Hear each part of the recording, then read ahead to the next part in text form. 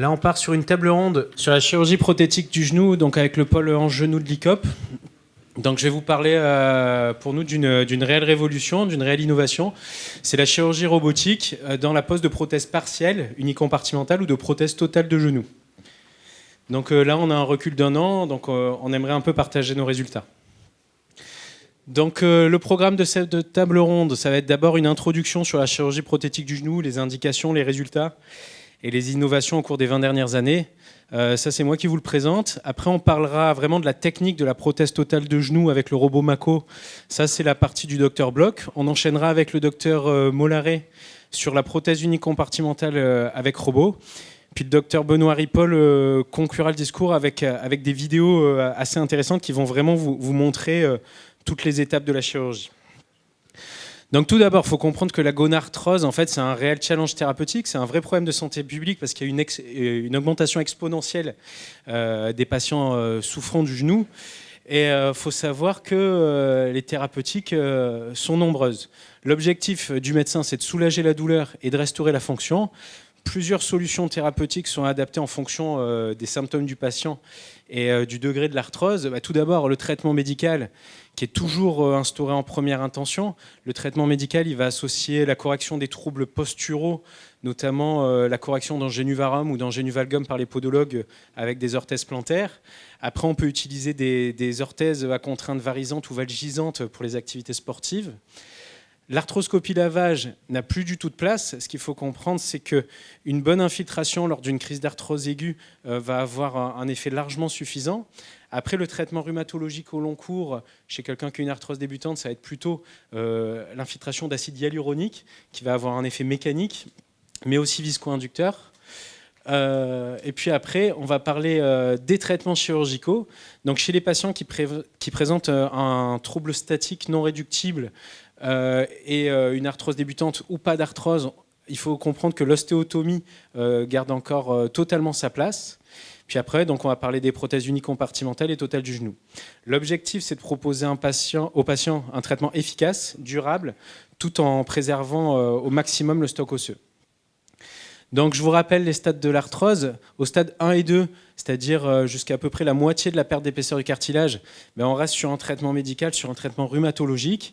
Et on va s'intéresser au traitement chirurgical chez les patients qui sont symptomatiques malgré un traitement médical bien conduit, qui présentent une arthrose stade 3 ou 4, c'est-à-dire quand on est vraiment au contact os contre os. Le bilan, ça, je vous fais un petit rappel parce qu'on passe notre vie à avoir des patients qui ont du mal à avoir des IRM. Mais en fait, pour un bilan d'arthrose, on n'a pas besoin d'un IRM. Le bilan d'arthrose, il faut qu'il soit fait sur des radios en charge, en fait. Et là, ça va nous donner une vraie idée du genou.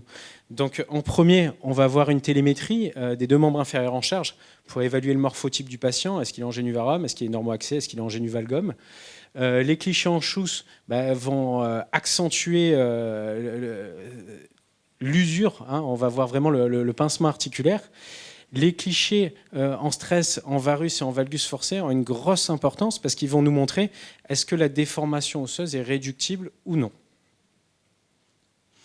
Donc, tout d'abord, les prothèses unicompartimentales du genou, je vous conseille de garder en tête ce moyen mémotechnique, c'est USA. Elle concerne qui? Elle concerne les patients en fait, qui ont une usure unicompartimentale, le plus souvent une usure unicompartimentale interne. Donc le patient qui présente une bonne indication de prothèse partielle, c'est le patient qui a mal à un seul endroit du genou et il y a une concordance entre la clinique et la radiographie. Le deuxième point, c'est la stabilité. Pour qu'une prothèse partielle réussisse, il faut un ligament croisé compétent. Donc quand on examine le patient, il faut qu'il ait un Lachman arrêt dur parce que sinon il va y avoir une usure de la prothèse.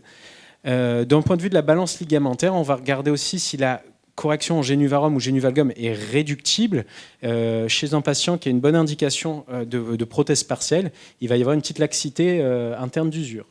Ensuite, on finira par regarder l'alignement.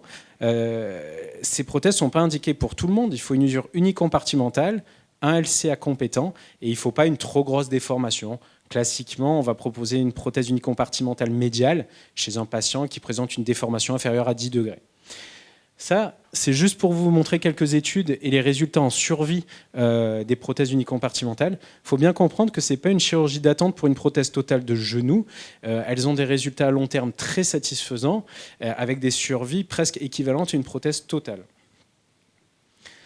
Donc l'avantage de la PUC, c'est le fait de garder les croisés, fait qu'on a une meilleure proprioception du genou avec une meilleure cinématique. Et c'est vrai qu'on pourra avoir plus facilement un genou oublié qu'avec une prothèse totale. Les prothèses partielles donnent de très bons résultats à court et à long terme. Les prothèses totales de genoux, c'est différent, hein. Elles vont concerner les patients qui présentent une arthrose tricompartimentale avec un morphotype modifié, c'est-à-dire un gros génuvarum, un gros génuvalgum. Il faut comprendre que les prothèses se sont vraiment améliorées, hein. Ce n'est pas un remplacement de l'articulation du genou. C'est presque devenu un resurfaçage comme la prothèse partielle, avec des implants qui ont des designs très proches de l'anatomie des patients. Donc l'objectif, ça va être de soulager la douleur, d'améliorer la fonction, et ce, durablement. Ce qu'il faut voir, c'est que les prothèses de genoux, si on regarde les grosses études à l'échelle internationale, elles ont une survie bien au-delà de 95% après 20 ans. C'est-à-dire qu'un patient qui est opéré, il va pouvoir garder sa prothèse de genou au moins 20 ans. Donc, quel est l'objectif chirurgical de la prothèse de genou? En fait, c'est d'avoir une balance ligamentaire entre le collatéral médial et le collatéral latéral, équilibré entre la flexion et l'extension. Et c'est ça qui va donner un bon résultat. Et c'est ça que le chirurgien essaye d'obtenir. Et de là va découler différentes innovations. Donc là, j'ai mis cette diapo pour comprendre qu'il y a des choses, si vous voulez, il y a une grande part d'industrie dans l'orthopédie. Il y a beaucoup d'idées qui foisonnent, mais une innovation, ce n'est pas forcément un réel progrès pour nos patients. Donc, historiquement, l'instrumentation d'une prothèse de genou, elle est comme ça. On a un guide de coupe intramédulaire pour le fémur, un guide de coupe extramédulaire pour le tibia. Ces guides, en fait, ils vont nous permettre de couper le cartilage et de restaurer un alignement mécanique du membre inférieur opéré, tout en obtenant une bonne balance ligamentaire en flexion et en extension. Et c'est vrai que ces dernières années, il y a eu des très gros développements des instrumentations manuelles qui ont permis d'avoir une très bonne reproductibilité du geste chirurgical tout en optimisant la position des implants. Ça, c'est en gros ce qui est réalisé dans 98% des cas en France. Au début des années 2000, donc on a développé la navigation. La navigation, c'est vous êtes aidé par un ordinateur pour bien positionner votre prothèse. Donc on met des capteurs sur le fémur, sur le tibia. Ça permet de faire une reconstruction 3D du genou. Et à partir de là, par informatique, on va être aidé pour positionner nos guides de coupe sur le patient. Et donc l'objectif de la navigation, c'était d'obtenir un membre inférieur à 180 degrés pour toutes les chirurgies. Parce qu'on pensait qu'avoir un axe mécanique neutre augmentait la survie des implants. Et donc ça, la navigation a permis de l'obtenir. C'est-à-dire on avait un très bon résultat en termes de restauration de l'axe mécanique neutre après l'utilisation de la navigation.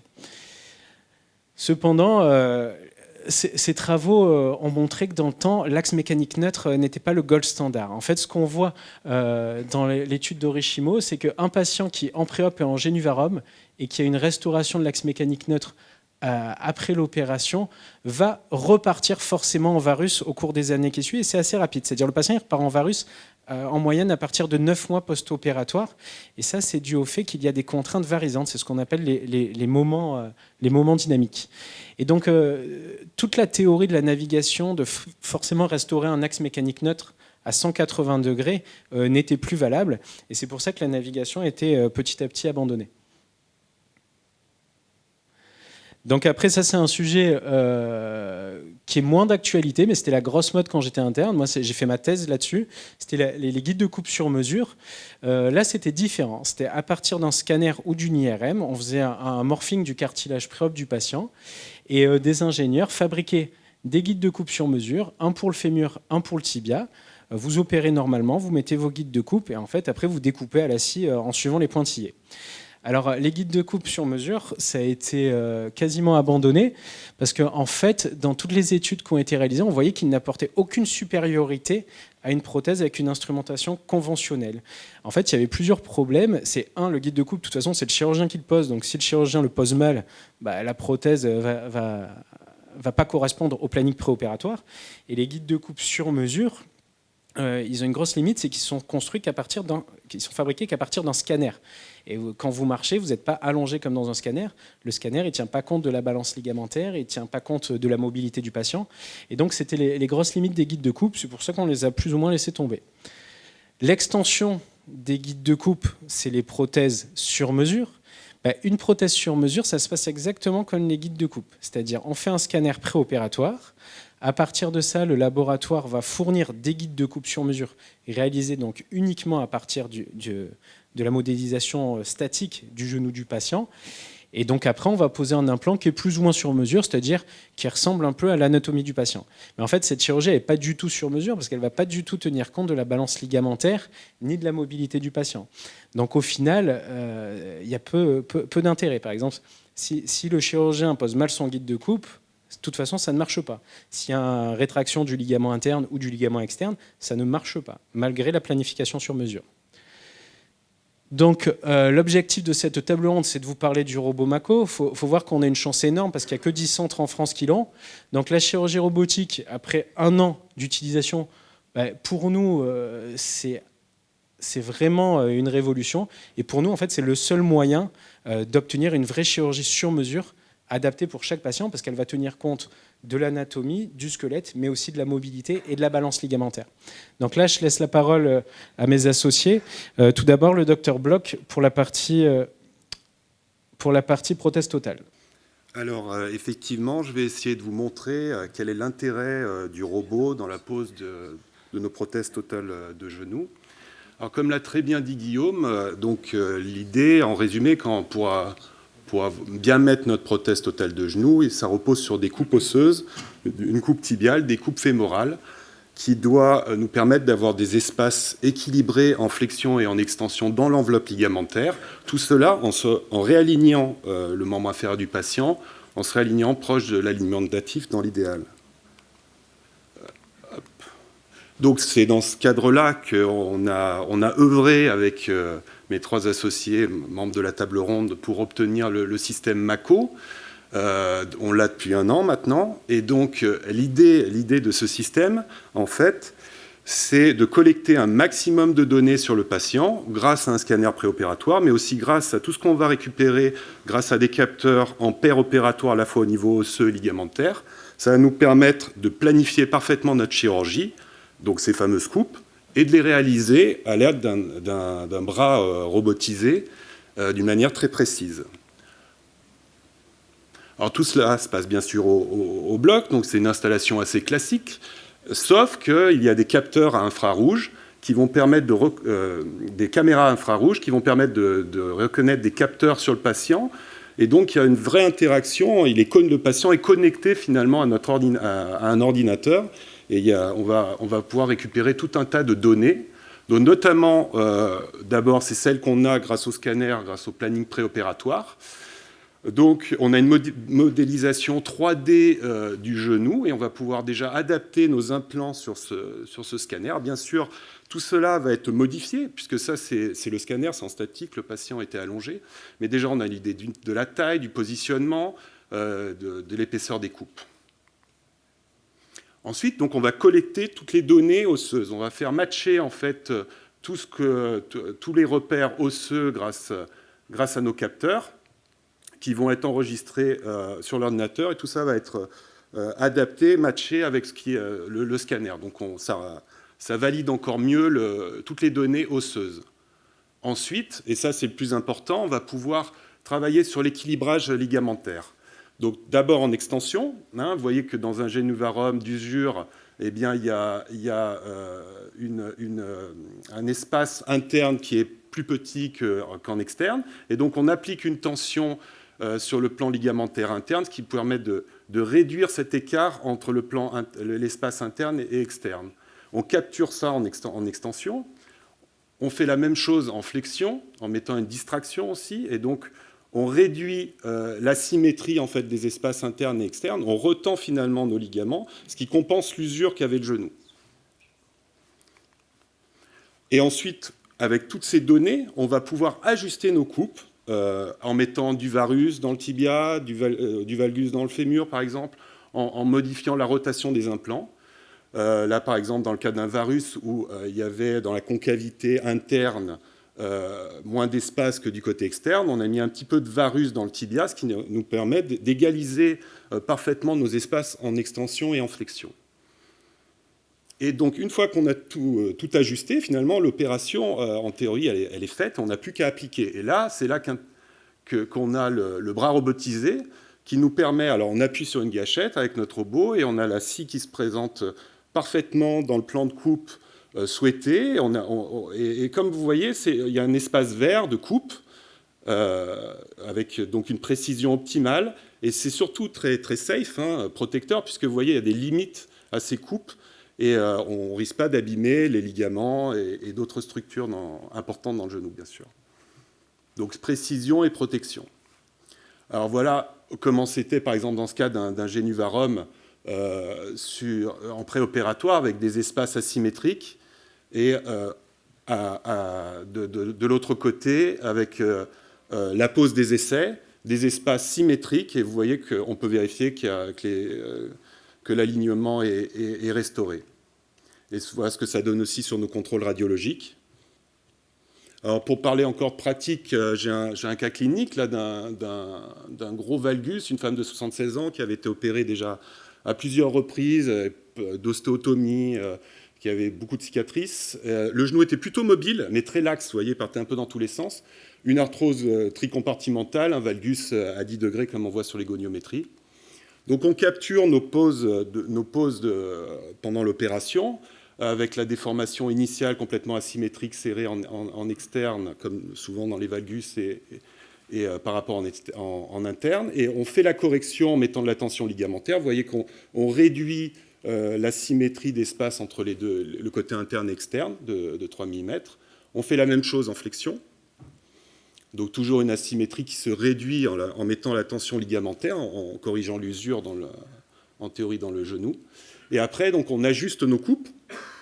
Et là, pareil, donc, il y avait 3 mm des différentiels. Donc on a mis du valgus dans le tibia. On a changé la rotation un peu externe fémorale. Et là, du coup, on a des espaces parfaitement symétriques en interne et en externe qui augure un genou parfaitement équilibré. Donc voilà, l'essai final en extension et en flexion. On a, vous voyez, des espaces équilibrés. On a réduit le valgus fémoral. On est passé de 10 à 4. Et on a des mobilités complètes, notamment sur les essais. Pendant l'opération, on peut mesurer la flexion qui est complète.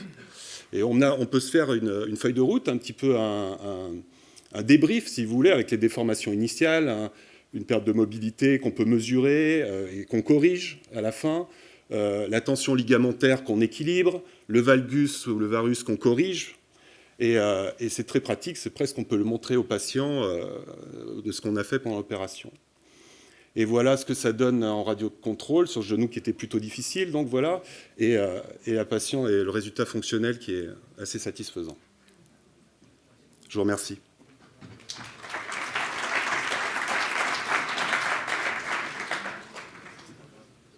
Moi, je vais vous parler des prothèses unicompartimentales. On a encore trop de gens qui viennent nous voir, à qui on propose une prothèse unicompartimentale et qui nous disent non, moi j'en veux pas parce que ma voisine en a une et puis ça n'a pas marché, il a fallu la changer, donc mettez-moi direct la bonne. Et c'est vrai, on voit beaucoup ça. Et en fait, c'est les prothèses qui ont une moins bonne réputation dans certaines équipes parce que qui ont une moins bonne réputation parce qu'il y avait deux problèmes. Il y avait un problème d'indication, et ça Guillaume vous les a rappelés, et puis un problème technique. C'est vrai que mettre une prothèse unicompartimentale de façon conventionnelle, c'était une intervention qui était un peu pifométrique, et il y avait des chirurgiens qui étaient à l'aise avec ça et d'autres qui ne l'étaient pas. Et pour ceux qui ne l'étaient pas, eh bien, régulièrement, ils avaient de mauvais résultats. Donc c'était une intervention qui avait deux causes d'échec, soit une mauvaise indication, soit une mauvaise technique. Avec l'aide de ce robot, on a réglé le problème de la technique. Alors, reste le problème de l'indication. Ça, elles sont classiques. Je ne reviens pas dessus. Guillaume vous les a dit. Il faut avoir une atteinte unicompartimentale et une déformation qui soit réductible et qui ne soit pas trop importante et une laxité pas trop importante.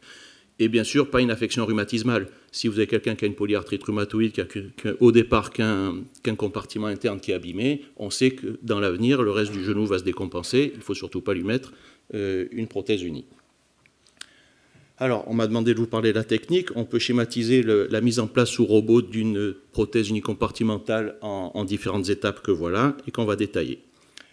La planification préopératoire, on va s'appuyer sur un scanner, comme pour la prothèse de Total que vous a montré Anthony. Et quand on arrive au bloc, ce scanner, il est travaillé par un ingénieur du laboratoire qui nous propose une position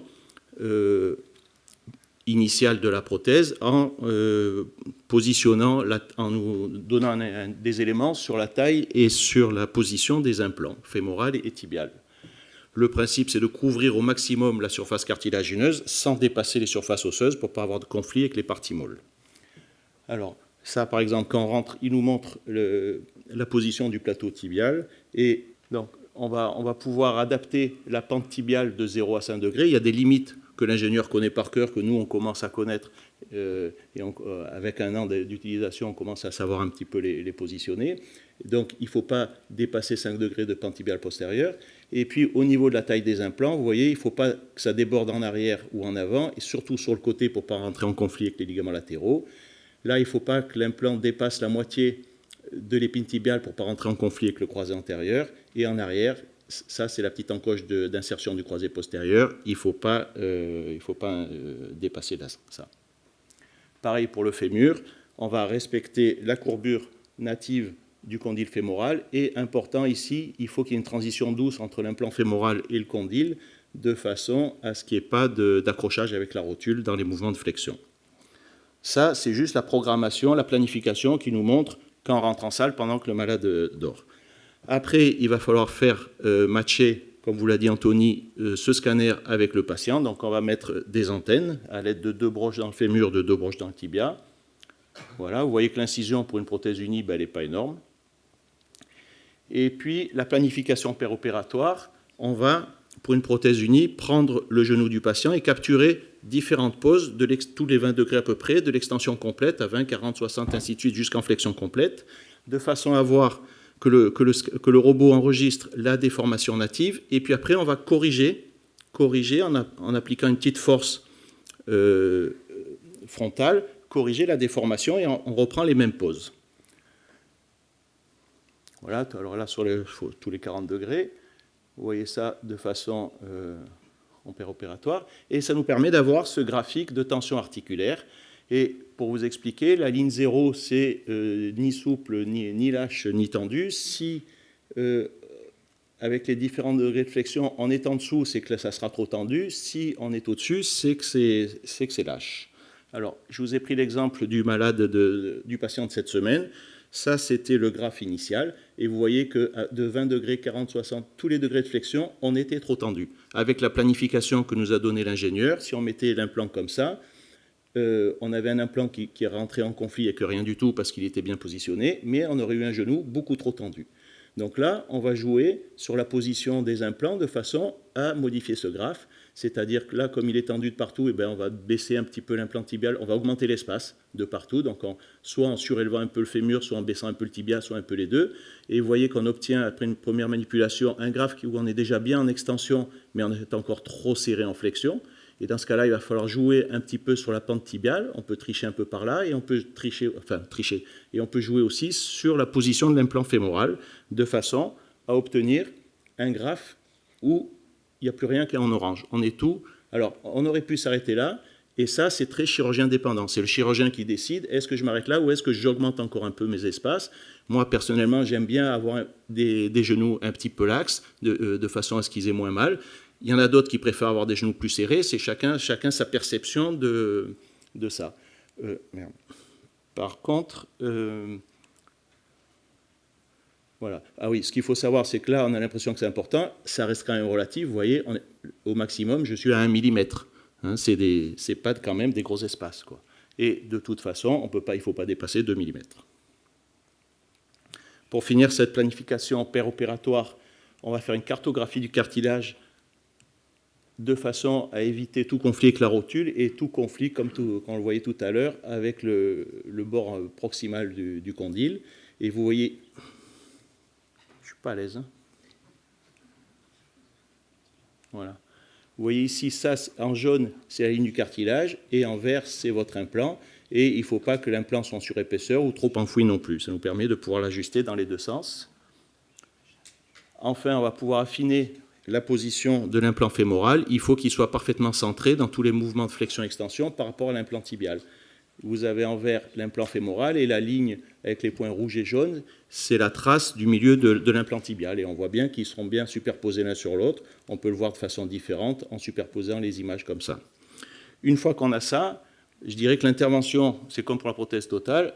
On n'a pas encore commencé les coupes, on n'a encore rien commencé, mais pour nous, l'intervention est terminée. On a fait le plus dur. Il ne reste plus qu'à faire les coupes osseuses. Et là, on va prendre le robot. Le robot avec la lame, Anthony vous l'a montré. Et là, le robot, il sera... On a le pistolet, enfin la scie à la main, mais la scie, elle ne sera fonctionnelle que quand on sera dans l'axe qui nous permettra d'avoir les coupes qu'on a décidées avec la planification. Si on s'est trompé dans la planification, eh bien on fera n'importe quoi. D'accord ? Donc vous voyez, après c'est du jeu vidéo. Nous, le chirurgien ne regarde plus le genou, c'est son aide qui vérifie qu'on n'abîme pas le tendon rotulien ou la peau, et nous on regarde l'écran de l'ordinateur. Tant que c'est vert, tant qu'il y a du vert, c'est qu'on n'a pas fini. Voilà, un peu plus tard, on voit la lame qui arrive, il reste encore un peu de vert sur le cou, sur le bord. Pareil pour le fémur, c'est plus une scie, c'est une fraise, mais le principe c'est le même. On continue le jeu vidéo jusqu'à ce qu'il n'y ait plus de vert. Pareil pour l'implant tibial. Voilà l'aspect avant. Alors là, j'ai mis des écarteurs pour la photo, mais d'habitude, il n'y a pas d'écarteurs. Hein, c'est vraiment un traumatique pour les portimoles. Et une fois qu'on a mis l'implant. Voilà le résultat final.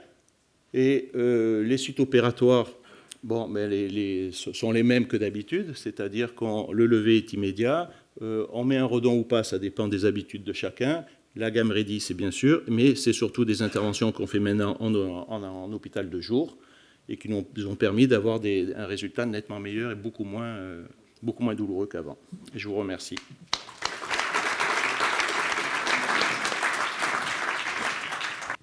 Alors, je profite quand même d'avoir la parole pour recentrer un peu les choses dans le sens où maintenant, quand on s'installe, on a l'impression qu'on a un robot, on a un peu en fait des enfants gâtés de la chirurgie Aix-en-Provence, il faut le dire, HPP. Je ne sais pas s'il y a des représentants d'HPP ici, mais il faut quand même en toucher un mot. Il y a eu cette année plus de 2 millions d'euros d'investissement HPP pour l'orthopédie. Et donc c'est forcément agréable parce qu'on a l'impression d'avoir des nouveaux outils, ça remet un peu de piment dans la chirurgie et surtout ça donne une idée de l'avenir de la chirurgie, sûrement dans 10 ans, dans 20 ans, où peut-être le chirurgien servira moins. Malgré tout, si l'outil tombe en panne, on sera bien content quand même d'avoir ce qu'il faut à portée de main. Et donc cette année, il y a eu le robot. Il y a aussi l'année prochaine, sûrement, on vous en reparlera avec Nadir, la navigation en rachis. Donc ça, c'est encore un truc exceptionnel. Donc tout ça, ça fait qu'on va sûrement avoir des patients qui vont aller mieux, plus vite. On va faire de la chirurgie avec des hospitalisations beaucoup plus courtes. Alors pour se recentrer, donc là, je vais juste vous faire un petit topo sur la prothèse partielle. Pour vous montrer en pratique comment se passe si j'y arrive, comment se passe... non, normalement c'est bon.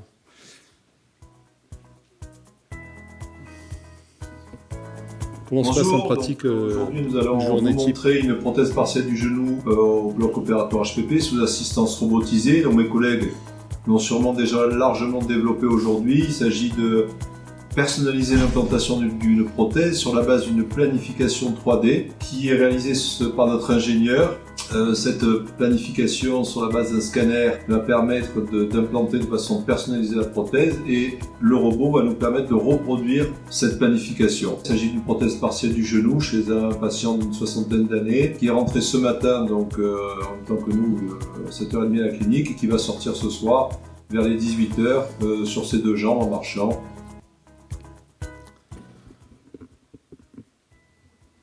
Alors en pratique, voilà comment ça se passe. Donc le patient arrive en salle donc sur ses deux pieds. Il est arrivé le matin en salon d'accueil, il n'est pas en chambre. On va discuter bien sûr avec l'ingénieur du planning qu'il a prévu, c'est-à-dire la taille, la position, pour pas qu'il y ait de conflit. On peut même en profiter avant l'anesthésie pour montrer au patient ce qui va se passer, c'est-à-dire ce qu'on va lui faire. L'anesthésiste, pendant ce temps, anesthésie générale, il lui fait le bloc, donc comme vous avez vu, le bloc des adducteurs. Pendant ce temps, l'infirmière, on ne perd pas de temps, donc elle paramètre le robot parce qu'il faut quand même que le logiciel et la machine sachent où se trouve le robot dans l'espace. On commence alors l'intervention, donc il s'agit d'un abord subvastus, donc on ne coupe pas de muscle, hein, c'est une chirurgie. Bon, là, le robot, ça change un petit peu parce qu'on arrive à faire des incisions plus courtes.